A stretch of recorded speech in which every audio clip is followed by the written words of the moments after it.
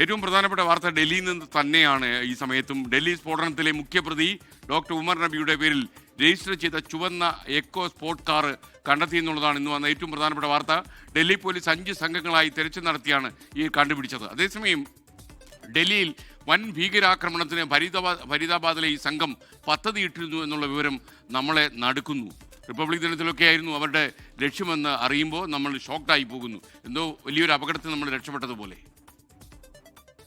ഊർജിത അന്വേഷണത്തിനൊടുവിലാണ് ഹരിയാനയിലെ ഖണ്ഡാവലിയിലെ ഫാം ഹൌസിന് സമീപത്തു നിന്ന് ഡൽഹി പോലീസ് കാർ കണ്ടെത്തിയത്. വടക്കുകിഴക്കൻ ഡൽഹിയിലെ ന്യൂ സീലംപൂരിലെ വിലാസത്തിലാണ് വാഹനം രജിസ്റ്റർ ചെയ്തിരുന്നത്. തിരച്ചിലിന് 5 പ്രത്യേക സംഘത്തെ ഡൽഹി പോലീസ് നിയോഗിച്ചിരുന്നു. ടോൾ പ്ലാസകളിൽ ഉൾപ്പെടെ കനത്ത പരിശോധന നടത്തുകയും ചെയ്തു. അതേസമയം അറസ്റ്റിലായ വനിതാ ഡോക്ടർ ഷഹീനിൽ നിന്ന് നിർണായക വിവരങ്ങൾ അന്വേഷണ സംഘത്തിന് ലഭിച്ചു. ഡൽഹിയിൽ ആക്രമണം നടത്താനുള്ള പദ്ധതികൾ ചർച്ച ചെയ്തത് ചാറ്റ് ആപ്പുകളിലൂടെയെന്ന് ഷഹീൻ വെളിപ്പെടുത്തി. റിപ്പബ്ലിക് ദിനത്തിലും ദീപാവലിക്കും ആക്രമണം നടത്തുകയായിരുന്നു ലക്ഷ്യം. ഡോക്ടർ ഉമർ നബി ഭീകരാക്രമണ പദ്ധതിയെക്കുറിച്ച് ചർച്ച ചെയ്തിരുന്നു.